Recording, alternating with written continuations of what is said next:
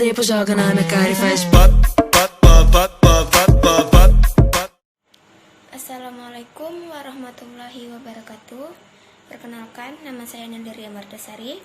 Di sini saya akan membahas tentang metode CBA atau yang dikenal dengan metode Cost Benefit Analysis, di mana metode CBA ini yaitu merupakan analisis yang digunakan untuk membandingkan atau mengukur biaya penyelenggaraan dua program kesehatan di mana hasil dari program tersebut berbeda. Pengukuran dapat dilakukan dengan menghitung jumlah episode penyakit yang dicegah, kemudian dibandingkan dengan biaya kalau program kesehatan itu dilakukan. Dari perbandingan itu, maka didapatkan rasio cost-benefit, di mana makin tinggi rasio cost-benefit, maka program makin menguntungkan, dan sebaliknya. Metode ini dapat digunakan untuk meneliti pengobatan tunggal. Jika rasio lebih dari 1, maka pengobatan dianggap bermanfaat, di mana berarti manfaatnya lebih besar daripada biaya. Assalamualaikum warahmatullahi wabarakatuh. Saya Marhama Sroja. Baiklah, di sini saya akan menjelaskan tentang langkah-langkah Cost Analysis Benefit atau CBA. Di mana langkah-langkah ini yang saya ketahui itu ada 7. Di mana poin 1 itu yaitu identifikasi alternatif dan intervensi yang akan dianalisis. Di mana di poin 1 ini kita ambil contohnya polimata dan poli-THT. Nah, di sini kita akan membandingkan mana yang lebih besar manfaatnya. Yang kedua adalah identifikasi biaya dari masing-masing alternatif atau intervensi, yaitu bisa jadi biaya operasional, biaya pemeliharaan, biaya risiko, kehilangan dan kerusakan, dan biaya investasi. Untuk poin yang ketiga yaitu menghitung total biaya dari masing alternatif dan intervensi, yaitu perhitungan AIC atau Annual Investment Cost, membandingkan biaya investasi barang sesuai masa pakai dengan masa hidup barang tersebut, yaitu dengan rumus AIC IIC buka kurung 1 tambah N tutup kurung pangkat X per 1, di mana AIC itu adalah Annual Investment Cost, I itu adalah masa hidup, IIC adalah Initial Investment Cost, N adalah inflasi, K adalah masa pakai. Dan untuk poin keempat yaitu mentransformasi manfaat dalam bentuk uang. Yang kelima adalah menghitung total benefit, yaitu benefit langsung atau tidak langsung berupa VF benefit atau present value benefit. Untuk yang keenam, menghitung rasio benefit discounting dengan rumus 1 per buka kurung 1 tambah I tutup kurung, di mana PI adalah annual interest ratio. Yang ketujuh adalah melakukan analisis untuk menentukan pilihan dari alternatif atau intervensi yang paling menguntungkan, NVF atau Net Present Value. VF benefit dikurang VF cost, atau bisa dirumuskan dengan rasio B per C sama dengan VF benefit per VF cost. Nah, baiklah, tadi saya sudah menjelaskan tentang poin ketiga, yaitu menghitung total biaya dari masing-masing alternatif atau intervensi.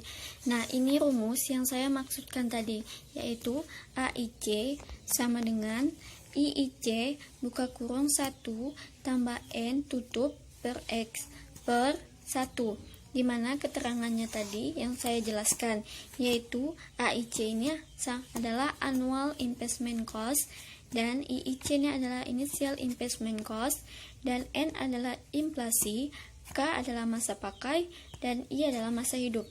Dan untuk poin ke-6 tadi, saya juga menjelaskan ada sebuah rumus, yaitu menghitung rasio benefit discounting, yaitu dengan rumus 1 per buka kurung 1 ditambah I tutup, di mana I ini adalah Annual Interest Ratio. Dan untuk poin ke-7 tadi, analisis menentukan pilihan alternatif intervensi yang paling menguntungkan, di mana bisa dirumuskan dengan rasio B per C sama dengan VF benefit per PF cost. Baiklah, mungkin itu saja yang bisa saya jelaskan. Sekian, terima kasih.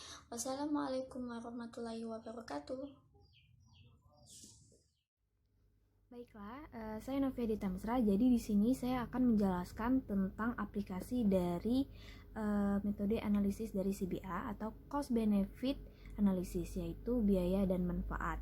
Nah, jadi untuk analisis CBA ini itu merupakan pengukuran dan membandingkan suatu penyelenggaraan dua program yang outcome dari dua program tersebut itu sangat berbeda. Nah, contohnya seperti kita menyelenggarakan program penggunaan vaksin dibandingkan dengan penggunaan obat anti hiperlidemia. Nah, dari dua program penyelenggaraan ini pun outcome yang dihasilkan sangat berbeda. Contohnya seperti penggunaan vaksin. Penggunaan vaksin ini tujuan terapi atau outcome-nya itu untuk mencegah penyakit penularan, atau kita bisa sebut untuk memberikan kekebalan tubuh atau imunitas. Nah, sehingga ketika kita diserang suatu penyakit infeksi dari luar, kita sudah memiliki perlindungan dari dalam tubuh kita. Jadi itu adalah tujuan terapi dari penggunaan vaksin. Nah, sedangkan untuk tujuan terapi dari penggunaan obat anti hiperlidemia ini, outcome-nya itu adalah untuk menurunkan kadar kolesterol di dalam darah. Jadi dua program tersebut sangat berbeda dan outcome-nya juga berbeda. Nah, untuk analisis CBA ini berarti dilakukan kita dapat mengukur, menghitung jumlah episode penyakit yang dapat dicegah. Kemudian kita bisa melakukan membandingkan biaya kalau program tersebut dilakukan. Jadi dalam dua program tersebut kita lihat penyakit apa yang bisa yang dapat dicegah dan biaya yang dikeluarkan.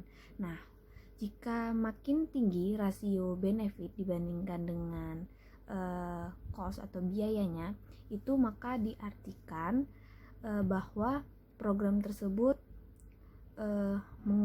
makin menguntungkan. Kenapa? Karena dia memiliki manfaatnya lebih besar dibanding biaya yang dikeluarkan. Nah, untuk analisis CBA sendiri ini itu juga bisa meneliti pengobatan tunggal, tidak hanya dua program saja, tapi juga bisa meneliti pengobatan tunggal. Nah, dapat dilihat dari rasionya, dari rasio dari benefit dibandingkan dengan cost biaya. Nah, jadi kalau misalnya rasionya lebih dari 1, itu dianggap pengobatan ini memiliki manfaatnya lebih besar dibandingkan dengan biaya yang dikeluarkan. Nah, sedangkan kalau rasionya itu sama dengan 1, itu berarti antara biaya dan juga manfaat itu sama. Sedangkan kalau rasionya kurang dari 1 atau kurang dari 1, itu berarti pengobatan yang dilakukan itu bisa dibilang rugi. Nah, jadi untuk itu kita analisis ini itu dengan melihat dari rasio benefit dan biayanya. Seperti itu. Terima kasih, semoga bermanfaat. Tell me pretty lies, look me in the face, tell me that you love me, even if it's fake.